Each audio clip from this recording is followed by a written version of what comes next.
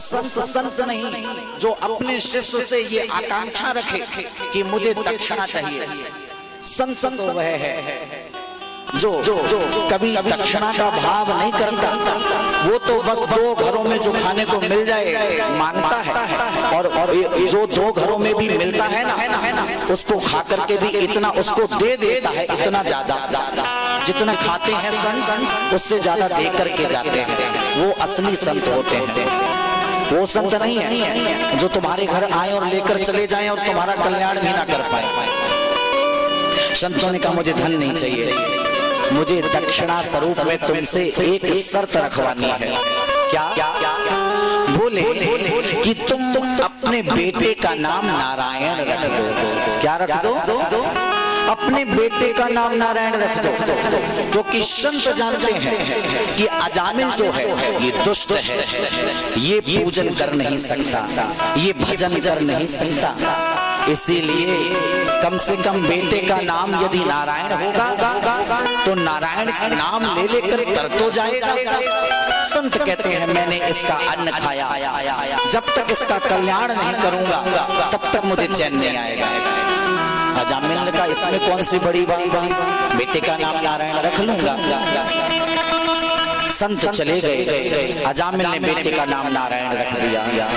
रोज जब बेटा नारायण इधर उधर खेलता है तब अजामिल कहता बेटा नारायण इधर आओ, तुम्हारे पिताजी तुम्हें बुला रहे हैं। नारायण दौड़ कर जाता है। याद रखिए नारायण नाम रखा, और नारायण नाम जब रोज उसका पिता ले रहा है बेटे का तो उसको एक अभ्यास हो गया। हम सबको भी भगवान की कृपा यदि चाहिए तो जीवन में कुछ नियम जरूर बनावे। यदि जीवन में नियम नहीं है तो भगवान कभी नहीं मिल सकते। कुछ नियम बना लो। उसने नारायण नारायण कहने की रट लगा ली रोज। हम सब भी इस कथा से एक भाव श्रवण करें कि हम भी जीवन में कुछ नियम बनाएं। एक दिन एक मनुष्य था, उसने कहा मैं जीवन में एक नियम बनाऊंगा क्या कि मेरे घर के सामने जो कुम्हार का घर है ना, तो जो कुम्हार सुबह सुबह घड़ा बनाता है उसके सुबह सुबह उठकर दर्शन करूंगा। ध्यान दीजिएगा, उसने नियम बना लिया सुबह उठ करके कुछ नहीं देखूंगा, सबसे पहले कुम्हार को देखूंगा वो घड़ा कैसे बनाता है। रोज वो मनुष्य उस कुम्हार को देखने लगा। एक दिन की बात, वो कुम्हार सुबह सुबह दिखा नहीं, और जब नहीं दिखा तो वो व्यक्ति परेशान हो गया। ढूंढता ढूंढता पत्नी के घर गया।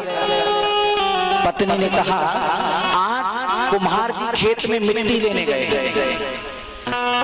पीछे पीछे पीछे वो व्यक्ति पहुंचा, जाकर देखा कि वो कुम्हार मिट्टी खोद रहा था और उस भूमि को खोदते हुए सोने के दो घड़े मिले, सोने के कलश।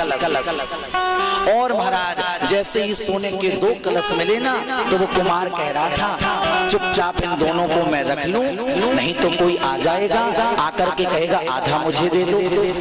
पीछे मुड़ के देखा तो वो व्यक्ति पीछे ही खड़ा था। कहने लगा भैया आज तुमने घड़ा नहीं बनाया। जैसे ही इतनी बात सुनी कुमार बोला भैया अब तुमने देख ही लिया, हमें दो सोने के कलश मिले हैं, आओ एक तुम्हारा एक मेरा। उस मनुष्य ने भाव किया कि मैंने एक छोटा सा नियम बनाया कि मैं सुबह सुबह उठ करके कुम्हार के दर्शन करूंगा, तो आज उसके फलस्वरूप मुझे सोने का कलश मिल गया। और यदि इसी के फलस्वरूप सुबह सुबह उठकर हम ठाकुर जी के दर्शन कर ले तो क्या गोविंद मिलेंगे? नहीं, अवश्य मिलेंगे। एक छोटा सा प्रण किया उसने जीवन में तो उसे स्वर्ण का कलश मिल गया। और यदि हम प्रातः उठकर नियम बनाए, हम बांके बिहारी के दर्शन करेंगे तो एक दिन वो सांवरा तुमको जरूर मिल जाएगा। अजामिल रोज नारायण नारायण गाता है। एक दिन मृत्यु तो सबको आनी है, अटल सत्य है। काले काले यमदूत आए, अजामिल के समीप खड़े हो गए, कहा चलो तुम्हारा बुलावा आया है। देख करके वह डर गया, सोचा मुझे कौन बचाएगा। तभी देखा कि उसका पुत्र नारायण खेल रहा था कुछ दूर पर। दूरे क्रीडन का सत्तम पुत्रम नारायणम प्लावितेन स्वरेणोच्चये राजुहावा कुलेन्द्रियः। दूरे क्रीडन का शब्द, कुछ दूर पर बेटा नारायण खेल रहा था और इधर काले काले यमदूत उसे ले जा रहे हैं। उसने सोचा कौन मुझे बचाएगा। ओ बेटा नारायण, ओ बेटा नारायण। और जैसे ही नारायण नारायण कहा, वो छोटा सा बेटा, उसको क्या पता कि पिताजी को कौन सा कष्ट है, वो तो खेलने में मस्त है। लेकिन उस जगत के बेटे ने नहीं सुनी पुकार, लेकिन वो भगवान नारायण रीझ गए और अपने पार्षदों से कहा, जाओ मेरे भक्त ने अंतिम समय में मेरा नाम लिया है, उसको नरक में नहीं जाना पड़े, तुम अतिशीघ्र मेरे धाम लेकर के आओ। बंधुओं, हम भले ही भगवान का नाम ना लें, अगर हम अपने बच्चों का नाम भी प्रभु के नाम पे रख लेना, उससे भी हम भगवान को प्राप्त कर सकते हैं। क्यों? क्योंकि मेरे गोविंद कहते हैं, भाव को भाव अनखे आलस हो, नाम जपते मंगल दे सदस। कोई जीव बेमन से भी भगवान का नाम लेता है ना, तो उसमें भी भगवान रीझ जाते हैं। और यदि कहीं भाव से नाम ले लिया, फिर तो कहना ही क्या। लेकिन समाज में विडंबना इस बात की है, हम बच्चों के नाम भी आज प्रभु के नाम पर नहीं रखते, भगवान के दर्शन पाना चाहते हैं। एक दिन मैं एक परीक्षित जी के घर गया, कथा हो रही थी। परीक्षित जी ने अपने बच्चों से मिलवाया। छोटी सी बेटी थी, मेरे पास दौड़कर आई, बोली गुरुजी राधे राधे। मैंने कहा राधे राधे। मैंने कहा बेटा योर गुड नेम प्लीज। वो मुस्कुराकर बोली, महाराज जी माय नेम इज एंजल। क्या? My name is angel. मैंने कहा बेटा तेरे डैडी ने तेरा नाम वैम्पायर क्यों नहीं रखा? हाँ जी। अरे इतने अच्छे नाम हैं, वेदों में पुराणों में इतने अच्छे अच्छे नाम बताए गए, उन नामों पर हम अपने बच्चों के नाम नहीं रखते। इतने मॉडर्न हो गए कि हम भगवान के नाम पर नाम भी नहीं रखते। अगर प्रभु के नाम पर तुमने अपने बच्चों का नाम भी रख लिया ना, तो कम से कम रोज भगवान का नाम तो गाओगे इसी बहाने, और एक दिन वो करुणा निधान जरूर पिघल जाएगा और तुम्हें कंठ से लगा लेगा। अंत तो भगवान के पार्षद आए, आकर के कहने लगे, अजामिल तुम्हें मेरे धाम चलना है।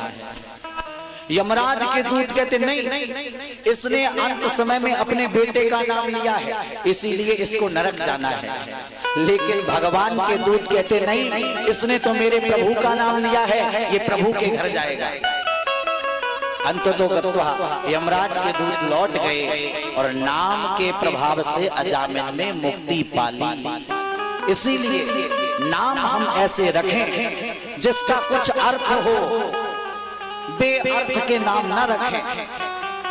कितना अच्छा नाम है मनमोहन, कितना अच्छा नाम है माधव। बेटियों का कितना अच्छा नाम है सुकीर्ति, कितना अच्छा नाम है मांडवी, कितना अच्छा नाम है उर्मिला। इन सबके कुछ ना कुछ अर्थ है, लेकिन हम ऐसे नाम रखते जिनका कुछ अर्थ तक नहीं है। एक बार जोर से बोलना पड़ेगा, राधे बोली गोविंद भगवान की जय हो। आज भगवान का नाम लेकर वह अजामिल प्रभु के धाम गया है। हम भी स्तुति करें प्रभु से, प्रभु हम कुछ ऐसा आपका निरंतर नाम गाएं, अंत समय में आपका धाम मुझे सदा सदा के लिए मिल जाए। बोले बांके बिहारी लाल की जय हो। तेरी मर्जी का मैं हूँ गुलाम, तेरी मर्जी का मैं हूँ गुलाम। मेरे अलवेले साथ, मेरे अलवेले साथ, मेरे अलवेले साथ, मेरे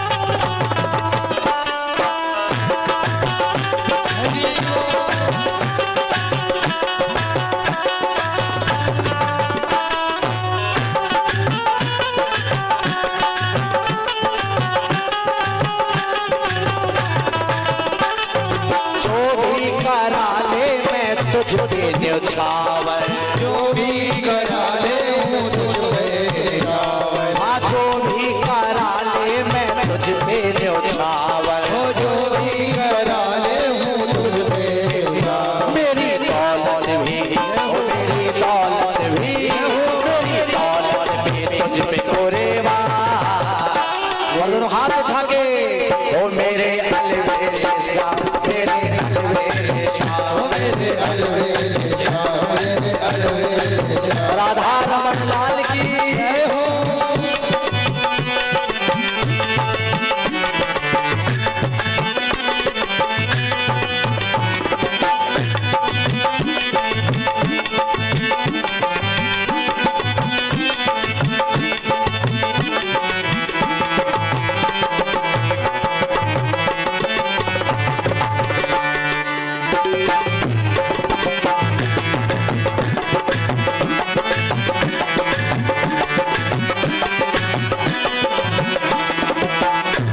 और थक भी गया हूँ इस लंबे सफर में, थक भी गया हूँ इस लंबे सफर में, थक भी गया हूँ इस लंबे सफर में, थक भी गया हूँ इस लंबे सफर में। और अब क्या कहना है, मेरा जीना हुआ है हराम, मेरा जीना हुआ है हराम, मेरे अलवेले शाह, मेरे अलवेले शाह, मेरे अलवेले शाह, मेरे अलवेले शाह। हरि बोल।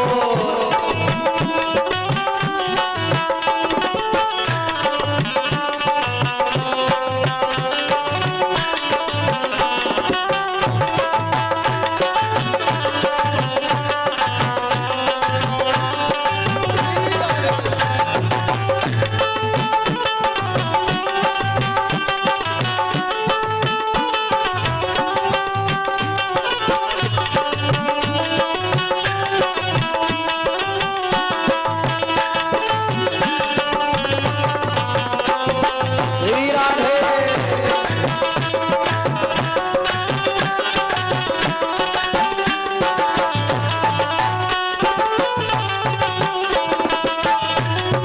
और कहिए, तेरी रजा में अब कर ली है राजी, तेरी रजा में अब कर ली है राजी, तेरी रजा में अब कर ली है राजी, तेरी रजा में अब कर ली है राजी।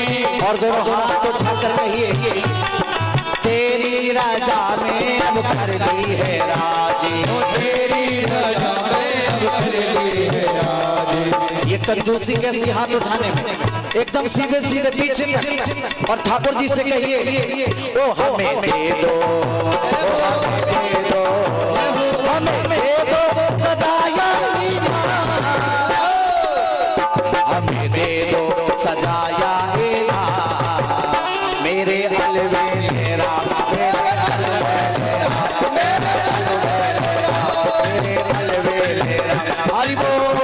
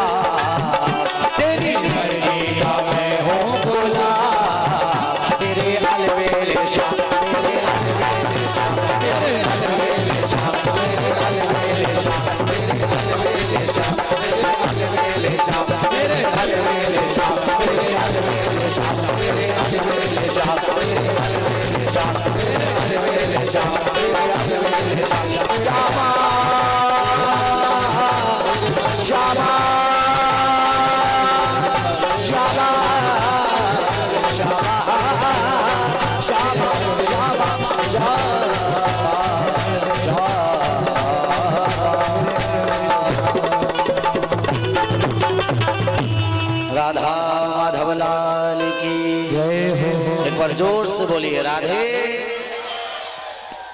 बंधुओं, यहाँ पर षष्ठम स्कंद पूर्ण होता है और सप्तम स्कंद में हम प्रवेश कर रहे हैं भागवत जी के। महाराज कश्यप और अदिति के यहाँ महाराज दो बेटे चलकर आए हैं जो भगवान विष्णु के पार्षद हैं, हिरण्य और हिरणाक्ष। हिरण्य का तो वध कल हो गया था और जो हिरणाक्ष बनकर आया, ये 3 बार भगवान के हाथों वध इसका हुआ तब मुक्ति मिली है। एक बार रावण, एक बार हिरण्याकश्यप और एक बार शिशुपाल। 3 बार भगवान के द्वारा वध हुआ तब मुक्ति मिली है। सुखदेव जी कहते हैं राजन परीक्षित, यही प्रभु का पार्षद जो हिरण्याकश्यप बनकर के आया है, इसको मारने के लिए मेरे भगवान नरसिंह का रूप लेकर के आए। ऐसी दिव्य कथा तुमसे कहता हूँ, ध्यान से सुनो। कहते हैं एक हिरण्याकश्यप नाम का राजा था, इसकी पत्नी का नाम कयाधु है। क्या है? पत्नी का नाम कयाधु है। एक दिन की बात, कहते हैं हिरण्याकश्यप ने कठोर तपस्या की जाकर ब्रह्मा जी की। अच्छा ध्यान दीजिएगा, ब्रह्मा जी एक ऐसे देवता हैं कि कोई तपस्या करे तो जल्दी प्रसन्न हो जाते हैं। हिरण्याकश्यप ने तपस्या की और ब्रह्मा जी प्रकट हो गए। ब्रह्मा जी ये भी नहीं सोचते कि जो हम वरदान दे रहे हैं कल को मेरे लिए घातक नहीं हो जाए। ब्रह्मा जी दे देते हैं आंख बंद करके। हिरण्याकश्यप ने प्रार्थना की है, ब्रह्मा जी प्रकट हुए, वरम ब्रूहि, वरदान मांग लो। हिरण्याकश्यप ने कहा आपको पूर्व में विदित है, न दिन में मरूं न रात में मरूं, न घर के अंदर मरूं न घर के बाहर मरूं, न नर से मरूं न नारायण से मरूं, न अस्त्र से मरूं न शस्त्र से मरूं, न ब्रह्मा के बनाए हुए 12 महीनों में से किसी में मरूं। ऐसा वरदान मांगा है। वरदान लेकर के जब आया है और महाराज इधर जब हिरण्याकश्यप समाधि में गया था तो इसकी पत्नी जो कयाधु है वो गर्भवती थी। और कहते हैं जो इंद्र है ना देवताओं का राजा, ये वास्तव में छलिया है। इसने विचार किया हिरण्याकश्यप तो दैत्य है और ये गया भगवान की अर्चना करने, वंदना करने, क्यों ना मैं कयाधु को लेकर के आऊं और स्वर्ग लोक में उसको रखूं। तो इंद्र महाराज कयाधु को सिंहासन में बिठाकर उड़ने लगा विमान में। और जब उड़ा तो वहीं से आ रहे थे देवर्षि नारद जी। नारद जी ने देखा एक भारत की नारी को जबरदस्ती एक देवता लेकर के जा रहा है, संत से बर्दाश्त नहीं हुआ। नारद जी ने कहा देखो कयाधु गर्भवती है और किसी गर्भवती स्त्री को पीड़ा देना ये सबसे घोर पाप है, सबसे घोर पाप। इंद्र को डांटा और श्री नारद जी कयाधु को अपनी कुटिया में लाए हैं और नारद जी रोज नारायण नारायण का पाठ कयाधु को सुनाते हैं। उसी के फलस्वरूप जो माता के गर्भ से बालक जन्म लेकर आया उसको दुनिया प्रहलाद के नाम से जानती है। क्यों? क्योंकि वो बालक संतों की शरण में जन्म लेकर के आया है भले ही दैत्य का बेटा। आप जानते हैं हिरण्याकश्यप किसे कहते हैं? हिरण्याकश्यप है बंधुओं लोभ का स्वरूप। कौन है? लोभ को कहते हैं हिरण्याकश्यप।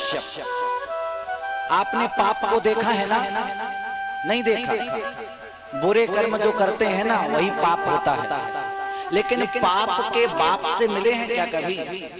पाप के बाप, पाप के बाप कौन है सुनिएगा। पाप का बाप कौन है? हिरण्याकश्यप जो है वो लोभ का प्रतीक है, लेकिन पाप का बाप कौन है? कहते हैं एक दिन की बात थी, एक पंडित जी एक नगर में घूमने गए और जब नगर में घूमने गए ना तो वहां पर एक वेश्या दरवाजे पर खड़ी थी। उसने पंडित जी को आता देखा तो महाराज बोली पंडित जी कहाँ जा रहे हो? आ जाओ मेरे घर, थोड़ा चाय नाश्ता करके जाओ ना। पंडित जी ने कहा ए दूर रहना, तू वैश्या, हम पंडित जी, हम तेरे घर का कैसे खा लेंगे? वैश्या ने कहा सोच लो पूरी 2 सोने की मोहर मिलेंगी। पंडित जी ने कहा अच्छा कोई बात नहीं, धीरे से घुस गए घर में। अब वैश्या ने बिठाया और तुरंत पानी का गिलास लाई और मिठाई लेकर के आई और बोली पंडित जी जलपान कर लो। बोले ए, हम तुम्हारे घर में आ गए इसका मतलब ये नहीं है कि तुम्हारे हाथों से खा लेंगे, दूर रहो। वैश्या बोली सोच लो पंडित जी, पूरी 5 सोने की मोहर मिलेंगी। और पंडित जी ने धीरे से एक पीस उठाया गट्टा। महाराज उसके बाद में पंडित जी थोड़ा भोजन और कर लेते। बोले देखो अब ज्यादा मत बोलो, बहुत ओवर हो रहा है, सोच लो पूरी 10 सोने की मोहर मिलेंगी। और जैसे ही पंडित जी खाने को तैयार हुए ना, उस वैश्या ने खींच के तमाचा मारा। पंडित जी ने कहा ये क्या कर रही है? बोले महाराज आप पंडित बनते फिरते हैं, लेकिन एक लोभ आपके हृदय में ऐसा बैठ गया कि दूसरे हाथों से भी भोजन करने को तैयार हो गए। बंधुओं, पाप के बाप का नाम है लोभ। क्या है? पाप का बाप है लोभ। जब हम लोभ करते हैं तो लोभा पापस्य कारण, लोभ ही एक दिन पाप का कारण बन जाता है। तो जो हिरण्याकश्यप है वो कौन है? लोभ का प्रतीक है। कहते हैं प्रहलाद का जन्म हुआ है, कुछ दिन नारद जी की कुटिया में रहे। एक दिन जब तपस्या करके महाराज हिरण्याकश्यप घर चल करके आए हैं, तो अब तो उसको अभिमान हो गया, ब्रह्मा जी ने वरदान दे दिया मुझे कि ना कोई मार पाएगा मुझे। तो महाराज अपने आप में अभिमान करने लगा। अच्छा, वास्तव में ब्रह्मा जी एक ऐसे देवता हैं, जब किसी को वरदान देते तो विचार नहीं करते, और लेकिन जब कोई भक्त उनके पीछे हाथ धो के पड़ जावे ना, तो फिर विष्णु जी के पास रोते रोते पहुंच जाते हैं। एक दिन की बात थी, एक कलयुगी भक्त ने ब्रह्मा जी की तपस्या की और ब्रह्मा जी प्रकट हुए। ब्रह्मा जी ने कहा बेटा वरदान मांग लो। तो कलयुगी भक्त ने पता क्या मांगा? बोले ब्रह्मा जी मुझे 3 वरदान दे दो। कौन कौन से? बोले पहला वरदान ये दे दो मेरा सबसे टॉप का मकान बन जाए मोहल्ले में। दूसरा वरदान ये दे दो कि मेरे घर में गाड़ी बंगला नौकर चाकर सब हो जाए। और तीसरा वरदान ये दे दो कि अब की बार जब तुम्हें बुलाऊं तो दौड़े दौड़े आना और 3 वरदान दे के चले जाना। ब्रह्मा जी ने कहा ये भक्त तो बहुत बढ़िया मिला, इसके जैसा तो आज तक मिला ही नहीं। 2 में तो सब मांग लिया और तीसरे बार में कहा फिर आना और 3 वरदान और दे के जाना। एक दिन ये कलयुगी भक्त उस वीआईपी मकान में सो रहा था और सोते सोते बारिश हुई। और जब बारिश हुई तो उसकी जो पेंटिंग थी वो धुल गई पानी में। उसने विचार किया कहां से डेंटर पेंटर बुलाएंगे, पैसा खर्च होगा। अपने ब्रह्मा जी है ना, ब्रह्मा जी प्रकट हो। बेचारे दौड़े दौड़े आए। बोले काहे को हल्ला मचाता है? बोले देखो महाराज मैंने कहा था ना जब बुलाऊं तो आना, 3 वरदान और देना। बोले मांग ले। बोले पहला वरदान ये दे दो कि जो पेंटिंग धुल गई ये वाटर प्रूफ हो जाए, कितना भी पानी बरसे पर ये धुले ना। दूसरा वरदान ये दे दो कि मेरा जो घर है वो ऐसे कवर हो जाए कि कितनी भी आंधी तूफान आए इस पे कोई बुरा प्रभाव ना हो। और तीसरा वरदान ये दे दो जब अब की बार बुलाऊं तो दौड़े दौड़े आना और 3 वरदान और दे के जाना।